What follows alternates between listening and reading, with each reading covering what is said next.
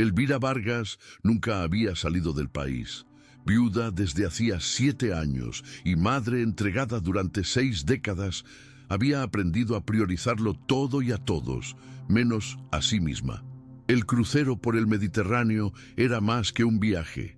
Era el símbolo de una promesa silenciosa hecha sobre la tumba de su esposo, Miguel, de que algún día viviría para sí misma. Lo planeó hasta el más mínimo detalle con calma y sacrificio, vendiendo algunas joyas antiguas y renunciando a pequeñas comodidades a lo largo del año.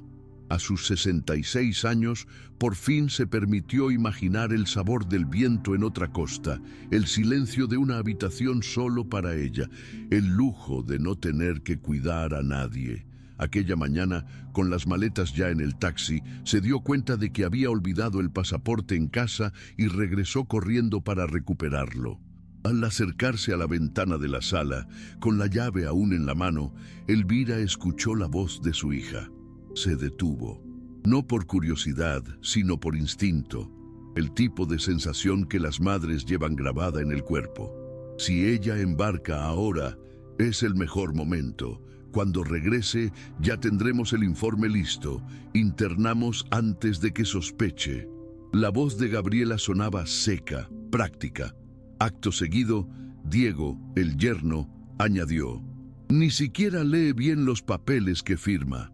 La casa ya está a nuestro nombre en el borrador, solo falta protocolizarlo, y con la tutela nadie lo impugna». Elvira no sintió ira de inmediato. Sintió como su cuerpo se helaba, como si todo el esfuerzo que la había sostenido hasta ese instante, el viaje, el duelo, la maternidad, se desplomara de golpe. Pero no entró, no lloró, simplemente dio media vuelta. Subió al taxi con una sonrisa discreta y dijo: «Vamos, ahora sí, estoy lista». A bordo del barco, Elvira sonrió a los camareros, tomó fotos de la puesta de sol y comentó los platos de la cena con otros pasajeros, como si nada estuviera mal. Pero por dentro, todo cambiaba. Cada palabra de Gabriela y Diego resonaba como una herida silenciosa. No solo dudaban de su lucidez, estaban dispuestos a borrarla de la vida que ella misma había construido con tanto esfuerzo. Informe, tutela, institución, palabras que ahora pesaban como sentencia. Durante los días siguientes en el crucero, entre una copa de vino y un tour guiado por Santorini, comenzó a trazar un plan. Por primera vez, Elvira comprendió que amar no bastaba para ser respetada. Necesitaba protegerse, y lo haría de la única manera que supo afrontar todo en la vida, con cautela, inteligencia y silencio. Al desembarcar de vuelta en Brasil, con la misma sonrisa serena con la que partió, Elvira buscó a una amiga de la infancia que se había convertido en abogada. No entró en detalles, solo dijo que necesitaba revisar documentos de la casa y que sospechaba maniobras indebidas. La abogada, discreta, le recomendó a una especialista en tutelas y derechos de los mayores, además de indicarle una detective privada de confianza. Elvira aceptó, usó parte de los ahorros guardados para el siguiente crucero, que ahora parecía un sueño lejano, y contrató ambos servicios. En pocos días instaló un grabador pequeño en el dobladillo de su vestido y comenzó a registrar las conversaciones familiares. También volvió a acudir discretamente a las reuniones de la familia, manteniendo la apariencia de fragilidad y despiste que todos esperaban. Era un juego peligroso, pero sabía que no podía equivocarse. No otra vez. La vida le exigía algo que nunca imaginó necesitar: fingir vulnerabilidad para demostrar que no lo era. La primera grabación relevante surgió un domingo por la tarde.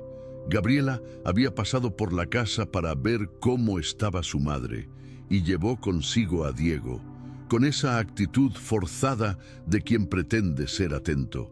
Elvira los recibió con pastel de naranja y café colado, como siempre. Mientras conversaban en la cocina, Gabriela dejó escapar de manera casual: «La doctora Silvia dijo que es mejor que apresuremos el informe, mamá. Así te quedas más tranquila con las responsabilidades». Diego, sonriendo, agregó: «Es más seguro para todos, ¿no? Todo a tu nombre es mucho que gestionar». Elvira sonrió, asintió y ofreció más pastel. Al llegar la noche, sola, escuchó la grabación. Sintió el estómago encogerse, pero no lloró. Aquello era prueba, era real, y ahora tenía voz, fecha y sonido. La detective, al escuchar el fragmento, confirmó que sería útil y añadió: «Investigaré a Diego a fondo. Los hombres así siempre dejan rastros». 3 semanas después, llegó la primera revelación. La detective llamó a Elvira para tomar un café en Botafogo. Traía un sobre marrón y pesado. Dentro había fotos, comprobantes de depósitos y hasta una copia de una partida de nacimiento. Diego tenía una hija de 8 años con otra mujer, Rosalía, residente en Duque de Caxias. La relación era antigua, paralela a su matrimonio con Gabriela. Y no se quedaba ahí. Había registros de empresas creadas con testaferros, gastos pagados con la tarjeta corporativa de la clínica donde trabajaba y una deuda judicial sin saldar a nombre de la madre de Rosalía. Elvira sostuvo los papeles con las manos firmes. Por primera vez en semanas sintió algo distinto al miedo. Sintió una ira serena, nacida no del impulso, sino de la certeza de que esta vez no la borrarían de su propia historia. Ahora tenía un enemigo claro y, lo más importante, un plan. La abogada que llevaba el caso, la doctora Lucia, fue contundente. Si Elvira actuaba con prisa, podría comprometerlo todo. Debía acumular pruebas y, sobre todo, conservar la apariencia de normalidad. Elvira se entregó a esa tarea como quien retoma una rutina antigua, casi maternal. Pedía exámenes médicos innecesarios, fingía olvidar fechas y perdía objetos deliberadamente por la casa. Gabriela, pensando que su madre estaba cada vez más desorientada, intensificó el acoso. Solicitó autorización por escrito para ayudar con las finanzas y llevó documentos para que Elvira firmara luego. Pero Elvira no firmaba nada sin enviar primero los papeles a la abogada. Cuando Gabriela preguntaba, respondía que andaba distraída y necesitaba releer todo. La mentira era amarga pero necesaria. Por primera vez comprendía que ser subestimada podía convertirse en ventaja. Mientras tanto, la detective seguía investigando. Contactó a Rosalía, la mujer de la vida paralela de Diego. Al principio, Rosalía fue reacia. Pensaba que Elvira era solo la suegra pesada. Pero al recibir las fotos de la partida de nacimiento de su hija y los comprobantes de depósitos mensuales hechos por Diego con fondos de la clínica, sucumbió a la desconfianza. Elvira solo pidió hablar, sin presiones. Se encontraron en un centro comercial discreto, cerca de la estación de autobuses. Rosalía apareció con su hija de la mano y Elvira, que nunca había tenido nietas, llevó un estuche de lápices de colores. Durante la conversación, compartió parte de lo sucedido. Rosalía no se sorprendió, guardó silencio y finalmente dijo: «Nunca fue transparente, pero involucrar a su hija y a su suegra es otro nivel». Aquellas 2 mujeres, antes distantes, se despidieron con un apretón de manos. Elvira supo que ya no estaba sola y que Gabriela, en su ambición ciega, desconocía lo que se avecinaba. El momento decisivo se perfiló un miércoles por la tarde. Gabriela llamó para informar que había concertado una cita con una médica perita recomendada por un conocido de Diego, solo para evaluar si tu madre está bien de la cabeza. Elvira fingió sorpresa y agradeció el interés. En realidad, era la prueba definitiva de la tentativa de internamiento. La abogada y la detective urdieron una estrategia. Elvira acudiría a la consulta acompañada de un perito imparcial contratado por Lucia, quien grabaría toda la sesión. El objetivo era registrar cualquier conducta poco ética o inducida. La consulta fue breve. La médica hizo preguntas vagas, miró con desgana a Elvira y al concluir manifestó que el caso era delicado y que hablaría con Diego para ajustar su informe. 2 días después, Gabriela apareció en casa con una carpeta negra. Afirmó que era algo sencillo y que debía firmar de inmediato para no retrasar la gestión bancaria. Elvira pidió dejar los papeles sobre la mesa, prometiendo leerlos más tarde. Gabriela insistió y Diego observó en silencio desde el marco de la puerta. Elvira mantuvo la calma. Dijo que tenía dolor de cabeza y que no podía leer bien. Cuando Gabriela salió, Elvira clavó su mirada en Diego por unos segundos. No dijo nada, pero aquel silencio comunicó un mensaje claro. Sabía lo que tramaban.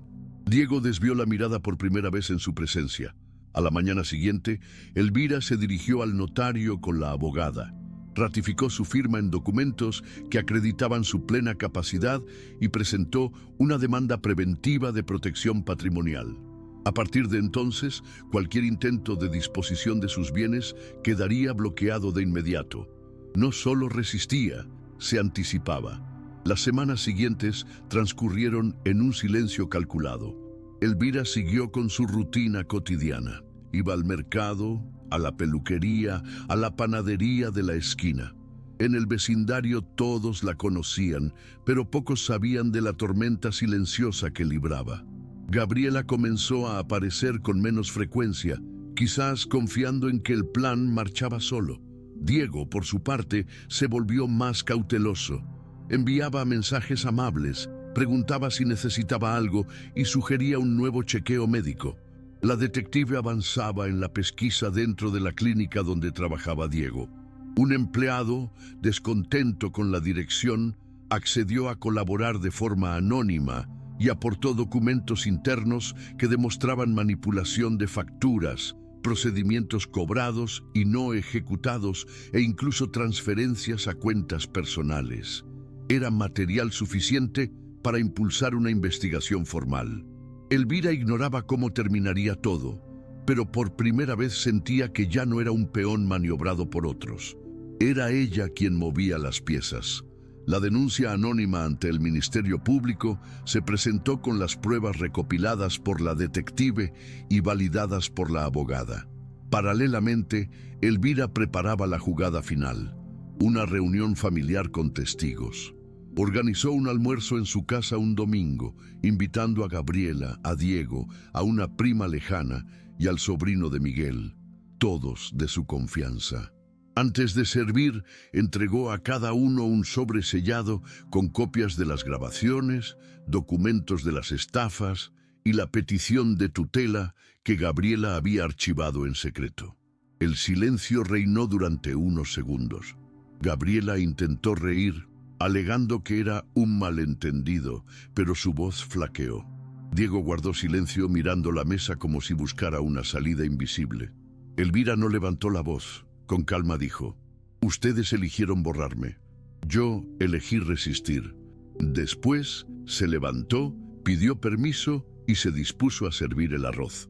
Aquella misma noche recibió la llamada del abogado de Diego. Su tono era frío y protocolar. «Queremos proponer un acuerdo para evitar exposición». Elvira rechazó sin titubear. La justicia seguirá su curso.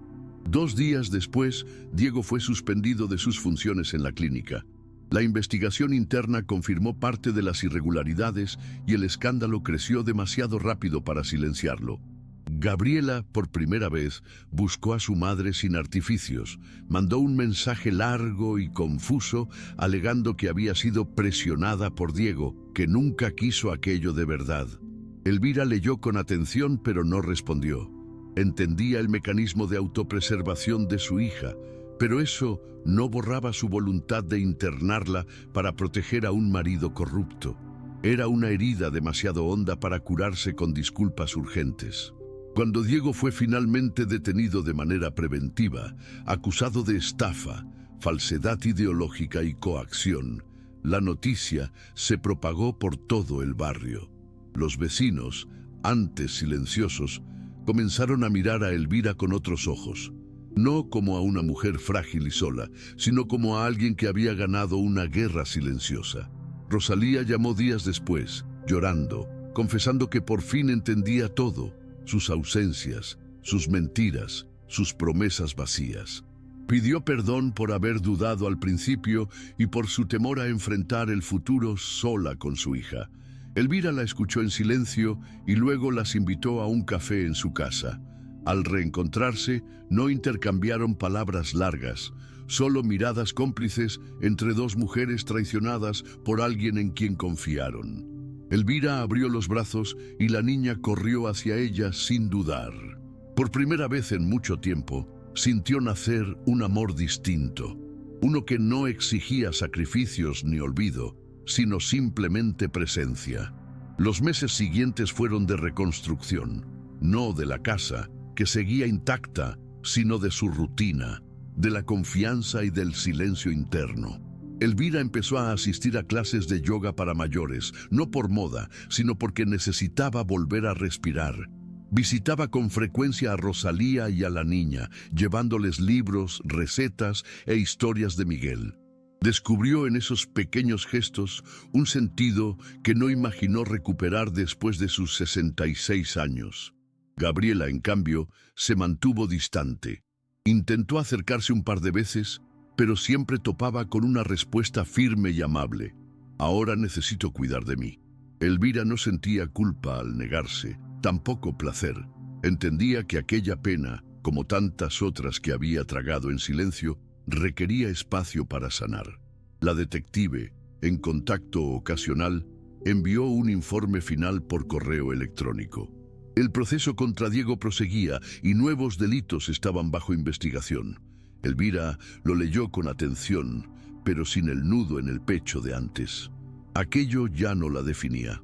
Un sábado, mientras revisaba antiguas cartas, dio con una que se había escrito a sí misma el año en que Miguel murió.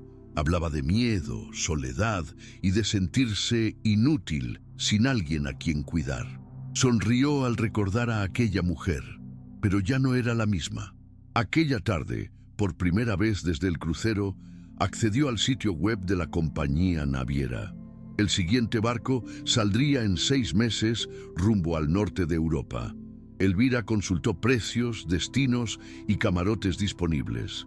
Sin pedir permiso a nadie, reservó una cabina con balcón, no como huida, sino como decisión, porque ahora sabía que podía ir y volver cuando quisiera, sabiendo que, donde quiera que estuviera, sería dueña de sí misma.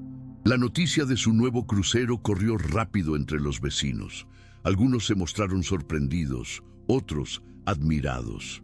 Para Elvira no era una cuestión de estatus, sino de recuperar algo que le habían negado por mucho tiempo: autonomía sin culpa. Se dispuso a preparar el viaje con calma, eligiendo destinos que despertaran su curiosidad.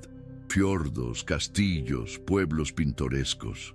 Una tarde, haciendo compras para su equipaje, se topó con doña Marlene, vecina de la infancia. ¿De nuevo sola, Elvira?, preguntó con pena disfrazada. Ella sonrió y respondió con gentileza: «No sola, conmigo». Por primera vez, no sintió la obligación de aparentar resistencia. Simplemente era honesta. A sus 66 años, tras enfrentar el intento de borrarla de su propia vida, había aprendido que su compañía era suficiente, incluso agradable. Con la partida cercana, Elvira decidió un gesto simbólico. Preparó un sobre con copias de algunos documentos, una carta manuscrita y la escritura actualizada de su casa, ahora protegida por cláusulas inalienables, y lo llevó al notario. Lo registró todo a nombre de la nieta mayor de Gabriela, de 18 años, quien semanas antes le había pedido disculpas en secreto, diciendo que sabía parte del complot y no quiso participar. Elvira no esperaba tal gesto, ni exigía lealtad, pero escucharlo fue como encender una luz. «Lo que te hicieron no tiene excusa, abuela, pero quiero que sepas cuánto te admiro». La escritura simbolizaba eso: dejar un legado de protección, no de venganza. Que la próxima generación aprendiera que el amor se edifica con cuidado y que el respeto perdido no regresa solo porque se pide perdón. Los días previos al viaje fueron de preparativos y silencio interno. Elvira evitaba las reuniones numerosas y prefería encuentros íntimos con viejas amigas y con Rosalía. La niña crecía rodeada de libros e historias, con esa misma curiosidad que Elvira recordaba de su juventud. En el aeropuerto, mientras esperaba el embarque, sintió una paz extraña, como si toda la lucha y el dolor hubieran sido un capítulo necesario. Sentada en la sala de embarque, respiró hondo y contempló el cielo azul. Ya no huía de la realidad, la había enfrentado y finalmente se había liberado. Durante el crucero por el norte de Europa, Elvira visitó lugares que solo conocía de los libros: Copenhague, Estocolmo, Oslo. En cada puerto escribía en su diario, un hábito que retomó para anotar no solo los lugares, sino sus pensamientos y emociones en esta nueva etapa. Descubrió que la libertad tenía sabores diversos: el frescor del viento helado, el calor del café matutino bajo cielos grises, la sensación de no tener que justificar sus decisiones. En la última noche, contemplando las luces de la ciudad reflejadas en el agua, pensó en Gabriela y en todo lo vivido. No sentía rencor, solo la profunda comprensión de que cada persona elige su propio camino, y el suyo era vivir plenamente en su propia compañía, con la dignidad recuperada. El regreso a Brasil fue distinto a lo que imaginó. En lugar del silencio gélido de su casa vacía, fue recibida por Rosalía y su hija, quienes prepararon una cena sencilla, pero llena de afecto. Fue un gesto espontáneo, sin palabras grandilocuentes, pero cargado de significado. Aquel encuentro reafirmó que Elvira no necesitaba inclinarse ante el pasado para avanzar.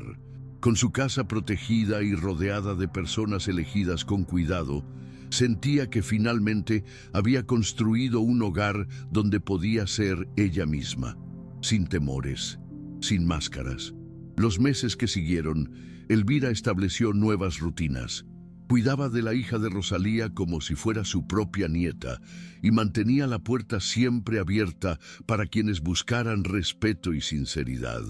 Gabriela apareció en contadas ocasiones, intentando un acercamiento más natural, pero Elvira notó que el perdón no es un trayecto lineal ni obligatorio. Aprendió que la dignidad se construye día a día con decisiones y límites claros. Cada paso era un acto de coraje y una reafirmación de que, incluso en la edad en que muchos se sienten olvidados, aún es posible reescribir la propia historia. En su 67 cumpleaños, Elvira organizó una pequeña fiesta en casa, invitando solo a quienes le hacían bien. El patio, decorado con flores sencillas y luces cálidas, tenía un aire ligero y desenfadado. Estuvieron presentes Rosalía y su hija, doña Marlene, y dos amigas de siempre. Gabriela no fue invitada, fue una decisión difícil, pero coherente con su momento. Durante la celebración recibió un dibujo hecho por la niña, un pequeño barco navegando en aguas tranquilas con el rostro sonriente de una mujer mayor en la proa. Al verlo, no necesitó fingir alegría. Sintió algo verdadero y puro, como no lo hacía desde hacía años. Pocos días después, recibió un mensaje inesperado de Gabriela, breve y directo. Entendí todo, mamá. Solo quería decir que lo siento y que mereces la vida que elegiste. Por primera vez en meses, Elvira no experimentó angustia ni resentimiento. Respondió con un mensaje de agradecimiento, sin promesas ni reproches. Comprendió que ya no tenía que cargar con las elecciones ajenas, ni ofrecer disculpas que no le correspondían. Con calma y serenidad, cerró el celular y observó su entorno. Su casa, sus libros, sus fotos, reflejos de sus propias decisiones. Por primera vez en mucho tiempo, se sintió completamente ligera. No era una ligereza pasajera, sino la consecuencia tangible de reconquistar su autonomía. En ese instante, supo que había cumplido la promesa hecha sobre la tumba de Miguel. Por fin vivía para sí misma. Con el tiempo, Elvira se convirtió en referente para otras mujeres de su edad en el vecindario. sin proponérselo, inspiró a vecinas que antes se sentían invisibles y desamparadas. Algunas acudían a ella con problemas cotidianos, otras pedían consejos sobre trámites o asuntos legales. Elvira ayudaba siempre que podía, recomendando profesionales de confianza o brindando una escucha empática. Poco a poco comprendió que su experiencia no era solo suya. Muchas mujeres enfrentaban desafíos similares sin saber cómo actuar. En charlas en la vereda o paseos matinales, comenzó a compartir fragmentos de su historia, no como víctima, sino como quien aprendió a navegar aguas turbulentas sin hundirse. Un día, mientras ordenaba viejos documentos, recibió una llamada de la detective que trabajó en su caso. La mujer quería permiso para relatar anónimamente la historia de Elvira en una charla sobre protección y derechos de los mayores. Al principio, vaciló. No le gustaba la idea de ser un ejemplo público, pero luego recordó la soledad de su lucha inicial y cuántas mujeres podían estar ahora en su misma situación sin guía. Tras pensarlo, aceptó con una condición. Su nombre y datos personales quedarían ocultos, pero sus métodos y circunstancias se contarían para ayudar a otras personas. Al colgar, sintió algo nuevo. Orgullo por su trayectoria. No había sido fácil ni rápido, pero había convertido el dolor en aprendizaje y ahora estaba lista para convertirlo en fuerza para los demás. En los meses que siguieron, notó cambios sutiles a su alrededor. Vecinas que antes ocultaban sonrisas cansadas comenzaron a mostrar más seguridad en actos cotidianos. Hablaban abiertamente de sus problemas, pedían orientación y cuestionaban decisiones que antes aceptarían en silencio. Elvira entendió que de algún modo su vivencia había creado un espacio seguro donde las mujeres mayores podían compartir sus dificultades sin temor al juicio. Un domingo por la mañana, durante un café comunitario en el jardín de una amiga, escuchó a una vecina decir algo que la conmovió. Si tú pudiste, Elvira, creo que nosotras también podemos. Fue una frase sencilla, pero cargada de significado. En ese momento, supo que su esfuerzo no había sido solo personal, sino colectivo. Mientras tanto, la relación con Gabriela siguió distante pero cordial. Intercambiaban mensajes breves sobre asuntos triviales, como citas médicas o aniversarios familiares. Gabriela no insistía en visitas y Elvira no ofrecía invitaciones. Ambas comprendían que algunas cicatrices tardan en cerrar. Sin embargo, en una tarde de otoño, Gabriela sorprendió enviando una foto antigua de madre e hija en un viaje juntas durante la adolescencia. No había texto, solo la imagen sonriente de ambas en un momento olvidado por el tiempo. Elvira contempló la foto durante minutos, dejando que la memoria llenara el vacío emocional entre ellas. No había rencor ni resentimiento, solo un afecto dormido que quizá nunca regresara igual. Respondió con un discreto corazón rojo, mostrando que aceptaba el pasado sin renunciar al presente conquistado. El legado de Elvira se hizo visible en gestos simples, vecinas ayudándose mutuamente, conversaciones sinceras en la puerta de casa e incluso una pequeña biblioteca comunitaria que organizó en la sala de lectura de la Asociación de Vecinos. Donaba libros sobre derechos, envejecimiento activo e historias inspiradoras, alentando a otros a informarse y actuar. Los miércoles participaba en un voluntariado, orientando a personas mayores en trámites bancarios y documentales, sin revelar detalles de su propio caso, compartiendo consejos prácticos y ejemplos genéricos. Con cada nueva historia de superación que ayudaba a escribir, Elvira sentía una esperanza vibrar en su interior, recordándole que su viaje tenía un propósito mayor que proteger bienes. Era empoderar vidas. Aquella pequeña mujer invisible se transformó en fuerza comunitaria, y la paciencia con que fingía debilidad se convirtió en herramienta de resistencia para todos a su alrededor. Hoy, a sus 68 años, Viaja con frecuencia, descubre nuevos puertos y mantiene un vínculo estrecho con Rosalía y su nieta, que crece con la mirada inquisitiva de quien aprendió pronto a cuestionar injusticias. Gabriela y ella desarrollaron una relación respetuosa, basada en límites claros y reconocimiento mutuo de que el amor no exige permisos ni sacrificios extremos.